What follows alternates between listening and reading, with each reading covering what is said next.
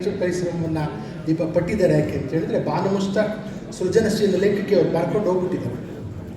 ಆ ಲೋಕವನ್ನು ಎಂಟರ್ ಆಗೋದಿತ್ತಲ್ಲ, ಅದಕ್ಕೆ ಟೈಟ್ಲಲ್ಲಿ ದೀಪ ತಮ್ಮ ಹೆಸರೇ ಇಟ್ಕೊಂಡ್ಬಿಟ್ಟಿದ್ದಾರೆ, ಹಾರ್ಟ್ ಲ್ಯಾಂಪ್ ಅಂತ. ಲ್ಯಾಂಪ್ ಅಂದರೆ ದೀಪ ಅಂತ ಕೂಡ ಅರ್ಥ. Deepa, I congratulate you on behalf of Karnataka. ನೆನ್ನೆ ಒಂದೇ ದಿವಸದಲ್ಲಿ ನಾನು ನಿಮ್ಮೆಲ್ಲರಿಗೂ ಸಜೆಸ್ಟ್ ಮಾಡ್ತಾ ಇದ್ದೀನಿ, ಒಂದೇ ದಿವಸದಲ್ಲಿ ಈ ಕೃತಿಯನ್ನು ನಾನು ಓದಿದ್ದೇನೆ. ಯಾರು ಬೇಕಾದರೂ ಈ ಕೃತಿಯನ್ನು ಕನ್ನಡದ ಕೃತಿಯಂತೆ ಓದ್ಬೋದು, ಅಷ್ಟು ಸರಾಗವಾಗಿದೆ ಅವರ ಮರುಸೃಷ್ಟಿ. ಯಾಕೆ ಇದನ್ನು ಹೇಳ್ತಾ ಇದ್ದೀನಿ ಅಂತ ಹೇಳಿದ್ರೆ, ಇದೇನಾದರೂ ವಿಶಿಷ್ಟ ಭಾಷೆ ಇಲ್ಲದೇ ಇದ್ದರೆ, ಇದಕ್ಕೊಂದು ವಿಶಿಷ್ಟ ಅನುಭವ ಇಲ್ಲದೇ ಇದ್ದರೆ ಆ ಪಶ್ಚಿಮದವರು ಸುಲಭವಾಗಿ ಬಗ್ತಾ ಇರಲಿಲ್ಲ. ಅವ್ರ ಭಾಷೆನಲ್ಲೇ ನಾವು ಅವ್ರು ಹೊಡಿಬೇಕಾಗಿದೆ. ಯಾಕೆಂದರೆ ಟಾಲ್ಸ್ಟಾಯ್ನ, ಮಾರ್ಕ್ವೆಸ್ನ, ಮಿಲನ್ ಕುಂದೇರನ ಇಂಗ್ಲೀಷ್ಗೆ ತಕ್ಷಣವಾಗಿ ಟ್ರಾನ್ಸ್ಲೇಟ್ ಮಾಡದಿದ್ದರೆ ಅವ್ರ ಜಗತ್ತಿನ ಗಮನ ಸೆಳೀತಿರಲಿಲ್ಲ. ಈ ಕೃತಿ ಬಂದಾಗ, ಅಥವಾ ಆಫ್ರಿಕಾದಿಂದ ಕೃತಿಗಳು ಬಂದಾಗ, ನಮ್ಮ ಅಮೆರಿಕದ ಕರಿಯರು ಕೃತಿಗಳನ್ನು ಬರೆದಾಗ ಪಶ್ಚಿಮದ ವಿಮರ್ಶೆ ಮಾನದಂಡಗಳು ಅಲ್ಲೋಲ ಕಲ್ಲೋಲ ಆಗ್ತವೆ.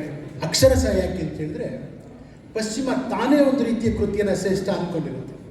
ಆದರೆ ಈ ರೀತಿಯ ಕೃತಿಗಳು ಬಂದಾಗ ವಿಮರ್ಶೆಯ ಮಾನದಂಡಗಳೇ ಅಲ್ಲೋಲ ಕಲ್ಲೋಲ ಆಗುತ್ತೆ. ಯಾಕೆಂದರೆ ಮುಂಚೆ ಟ್ಯಾಗೋರ್ಗೆ ಅವಾರ್ಡ್ ಕೊಟ್ಟಾಗ ಸ್ಪಿರಿಚುವಲ್ ಈ ದೇಶ ಏನಿದು, ಇದು ಆಧ್ಯಾತ್ಮಿಕ ದೇಶ, ಇದು ಕೊಡೋಣ ಅಂತ ತಿಳ್ಕೊಂಡಿದ್ರು. ಮುಂದೆ ಮಾಯಾ ಮಂತ್ರ ಇದಿದೆ ಇಂಡಿಯಾದಲ್ಲಿ ನಿಂತ್ಕೊಂಡ್ಬಿಟ್ಟಿದ್ರು. ಈಗ ಪ್ರಕಟವಾಗ್ತಾ ಇದೆ ರಿಯಲ್ ಆದ ಇಂಡಿಯಾ, ನಮ್ಮದೇ ಒಂದು ಸಾಹಿತ್ಯ ಇದೆ. ಈ ಕೃತಿಗೆ ಬಂದ ಮನ್ನಣೆ ಯಾವುದು ಅಂತ ಹೇಳಿದ್ರೆ, ನಾವು ಕಟ್ಟ ಬಯಸ್ತಾ ಇರುವ ಹೋರಾಟದ ಕರ್ನಾಟಕಕ್ಕೆ, ಹಕ್ಕುಗಳ ಹೋರಾಟದ ಕರ್ನಾಟಕಕ್ಕೆ, ಸಾಮಾಜಿಕ ಸಮಾನತೆಯ ಕರ್ನಾಟಕಕ್ಕೆ, ಲಿಂಗ ಭೇದ ನೀತಿಯ ವಿರುದ್ಧ ನಡೆದ ಹೋರಾಟಕ್ಕೆ, ಬಹಳ ಮುಖ್ಯವಾಗಿ ಕನ್ನಡ ನೆಲದಲ್ಲೇ ಸೃಷ್ಟಿಯಾದ ಬಂಡಾಯ ತಾತ್ವಿಕತೆಯ ಗೆಲುವು ಅಂತ ಕೂಡ ನಾನು ತಿಳ್ಕೊಂಡಿದ್ದೆ. ಈಗ ಕೇವಲ ಇಂಡಿಯಾ ಅಲ್ಲ, ಆಫ್ರಿಕಾ ಈ ಕಡೆ ನೋಡಬೇಕಾಗಿದೆ, ಅಮೆರಿಕ ಈ ಕಡೆ ನೋಡಬೇಕಾಗಿದೆ, ಜಗತ್ತಿನ ಭಾರತದ ವಿವಿಧ ಭಾಷೆಗಳು ಈ ಕಡೆ ನೋಡಬೇಕಾಗಿದೆ. ತಮಿಳು ಮೊದಲು, ಕನ್ನಡ ಮೊದಲು ಡಿಸೈಡ್ ಆಗೋಯ್ತಲ್ಲ, ಬುಕ್ಕರ್ ನಮಗೆ ಬಂತಲ್ಲ, ಇದೆ ಮಾತೇ ಇಲ್ಲ. ಭಾಷಾಂತರ ದೊಡ್ಡ ಸಾಂಸ್ಕೃತಿಕ ಜವಾಬ್ದಾರಿ. ಒಂದು ಕಮ್ಯುನಿಸ್ಟ್ ಮ್ಯಾನಿಫೆಸ್ಟೋ ಟ್ರಾನ್ಸ್ಲೇಟ್ ಆದರೆ ಇಡೀ ಜಗತ್ತನ್ನು ಅದು ಟ್ರಾನ್ಸ್ಫಾರ್ಮ್ ಮಾಡುತ್ತೆ, ಇಡೀ ಜಗತ್ತನ್ನು ಬದಲಾಯಿಸ್ತದೆ. ಲೋಹಿಯಾರವರ ಕೃತಿಗಳು ಇಡೀ ಇಂಡಿಯಾವನ್ನು ಬದಲಾಯಿಸಿವೆ. ಫೆಮಿನಿಸಮ್ ಇಂಡಿಯಾವನ್ನು ಬದಲಾಯಿಸಿದೆ, ಅಂಬೇಡ್ಕರ್ ಇಂಡಿಯಾವನ್ನು ಬದಲಾಯಿಸಿದೆ. ಅನುವಾದ ಅಂತ ಹೇಳಿದ್ರೆ ಅದು ದೊಡ್ಡ ಸಾಂಸ್ಕೃತಿಕ ಕ್ರಿಯೆ. ಬಾನು ಅವರು ಏನು ಮಾಡಿದರು, ಹಲಬಗಿ ಹೆಣ್ಣುಗಳನ್ನು ಪರಕಾಯ ಪ್ರವೇಶ ಮಾಡಿದರು. ಇವ್ರನ್ನ ನನಗೆ ಕನ್ನಡದ ಕೃತಿಗಳನ್ನು ಓದಿದ್ರೆ ನನಗೆ ಕಣ್ಣೀರು ಬರೋದು, ಇಂಗ್ಲೀಷ್ ಕೃತಿಗಳನ್ನು ಓದಬೇಕಾದ್ರೆ ನಾನು ದೂರ ಇರ್ತೀನಿ. ಆದರೆ ನಿಜಕ್ಕೂ ಕೂಡ ಇದನ್ನು ಇಂಗ್ಲೀಷ್ನಲ್ಲಿ ಓದಿದಾಗಲೂ ಕೂಡ ನನ್ನ ಕಣ್ಣಲ್ಲಿ ನೀರು ಬಂತು. ಯಾಕೆ ಅಂತ ಹೇಳಿದ್ರೆ, ಮುಸ್ಲಿಮರ ಮಹಿಳೆಯರ ಕಷ್ಟ ಹಾಗೆ ಇದೆ. ಬುರ್ಖಾ ಅವರ ಸಂಕಷ್ಟಗಳನ್ನು ಬಾನು ಅಲ್ಲದೆ, ಸಾರ ಅಲ್ಲದೆ ಇನ್ಯಾರು ಹೇಳೋಕ್ಕಾಗ. ಕನ್ನಡಗಳು, ಹಲವು ರೀತಿಯ ಕನ್ನಡಗಳು, ಹಲವು ರೀತಿಯ ಪಾತ್ರಗಳು, ಇವುಗಳನ್ನೆಲ್ಲ ಅವರು ಅಭ್ಯಾಸ ಮಾಡಿ ಬಾನುವಿಗಿಂತ I would definitely say in some parts you excelled the original writing.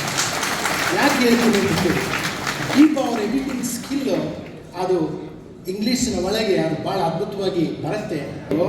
ಜಗತ್ತಿನ ದೊಡ್ಡ ದೊಡ್ಡ ವಿಮರ್ಶಕರು ಈ ಬುಕ್ಕರ್ ಪ್ರೈಸ್ಗೆ ಇದನ್ನು ಸೆಲೆಕ್ಟ್ ಮಾಡೋದು. ಆದರೆ 3 ತಿಂಗಳ ಹಿಂದೆ ಇದೇನು ಆಗೋದಕ್ಕಿಂತ ಮುಂಚೆನೇ ಭವಿಷ್ಯ ನೋಡಿದವರಲ್ಲಿ ನಾನು ಒಬ್ಬ. ಅದಕ್ಕೆ ನನಗೆ ತುಂಬ ಸಂತೋಷ ಆಗಿದೆ. ಇದರ ಮೂಲಕ ದೀಪ ಅವರು ಕನ್ನಡದ ವಿಸ್ಡಮ್ ಏನಿದೆ, ಕನ್ನಡದ ಮಹಾಜ್ಞಾನ ಏನಿದೆ, ಯಾಕೆಂದರೆ ಇಂಗ್ಲೀಷ್ಗಿಂತ ಪ್ರಾಚೀನ ಭಾಷೆ ಕನ್ನಡ.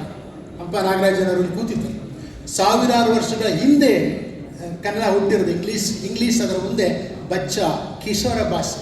ಆ ಭಾಷೆಗೆ ಯಾವುದನ್ನ ಕವಿಗಳು ಅಚ್ಚೇವು ಕನ್ನಡದ ದೀಪ ಅಂತ ಇಂಗ್ಲೀಷರು ಇದ್ದಾಗ ಹೇಳಿದ್ರು, ಇವರು ಹೋಗಿ ದೀಪ ಲಂಡನ್ನಲ್ಲಿ ಅಚ್ಚೇ ಬಂದಿದ್ದಾರೆ. ಆ ದೀಪವನ್ನು ನಾವೆಲ್ಲ ಅದನ್ನು ಹೆಮ್ಮೆಯಿಂದ ನೆನೆಸ್ಬೋದು. ಕಡೆಯದಾಗಿ ವಾದದಿಂದ ನರಳುತ್ತಾ ಇರುವ, ಜಾತಿವಾದದಿಂದ ನರಳುತ್ತಾ ಇರುವ ಕರ್ನಾಟಕ ಇದನ್ನು ಕೇಳಿಸ್ಕೋಬೇಕು. ನಾವು ಕೊಡುವುದಕ್ಕಿಂತ ಹೆಚ್ಚಿನ ಪ್ರೀತಿಯನ್ನು ಕೊಡುವವರು ದಲಿತರು ಮತ್ತು ಮುಸ್ಲಿಮರು. ಇದನ್ನು ನಾವು ಇವತ್ತು ಕೇಳಿಸ್ಕೋಬೇಕು.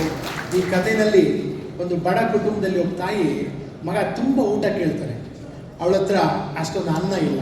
ಅವಳೇನು ಮಾಡ್ತಾಳೆ ಅಂತ ಹೇಳಿದ್ರೆ, ಮಗನಿಗೆ ಕತೆ ಹೇಳೋದಕ್ಕೆ ಶುರು ಮಾಡ್ತಾಳೆ. ಮಗ ಅನ್ನ ಮರೆತು, ಊಟ ಮರೆತು ಕತೆ ಕೇಳಿಸೋದಕ್ಕೆ ಶುರು ಮಾಡ್ತಾನೆ. ಬಾನುವರ ಕಥೆಗಳು, ಬಾನುವರು ಮಂಡಿಸ್ತಾ ಇರುವ ಹೆಣ್ಣಿನ ಅಸಹಾಯಕತೆಯ, ಮುಸ್ಲಿಂ ಸಮುದಾಯದ ಅಸಹಾಯಕತೆಯ ಅನಾಥತೆಯ ಕಥೆಗಳು ಕೋಮು ದ್ವೇಷದ ಹಸಿವಿನಿಂದ ಕಾಯಿಲೆಯಿಂದ ನರಳುತ್ತಾ ಇರುವ ಪೂರ್ವಗ್ರಹ ಮನಸ್ಸಿಗೆ ಅವು ಚಿಕಿತ್ಸೆಯನ್ನು ಉಂಟು ಮಾಡ್ತವೆ ಅಂತ ನಾನು ಅಂದ್ಕೊಂಡಿದ್ದೀನಿ. ಮೊದಲು ಇದು ಗುಜರಾತಿಗೆ ಅನುವಾದವಾಗಿ ಇವರನ್ನು ಅಭಿನಂದಿಸಲು ಮೀನಾಮೇಷ ಎನ್ನಿಸ್ತಾ ಇರುವ ಪ್ರಧಾನಮಂತ್ರಿಗಳು ತಲುಪಲಿ ಅನ್ನೋದನ್ನು ಕೂಡ ನಾನು ಬಯಸ್ತಾ ಇದ್ದೀನಿ.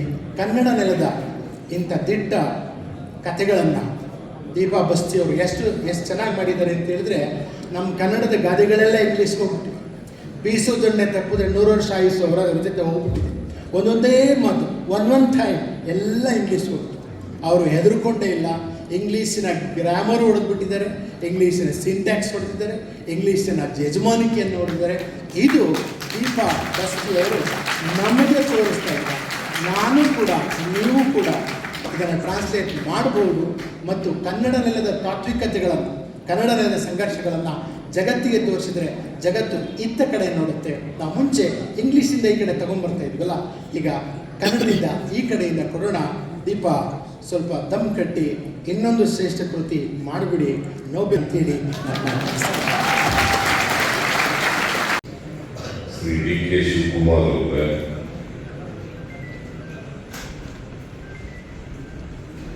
ವಸತಿ ಸಚಿವರಾದಂಥ ಶ್ರೀ ಜಮೀರ್ ಅಹಮದ್ ಖಾನ್ ಅವರೇ,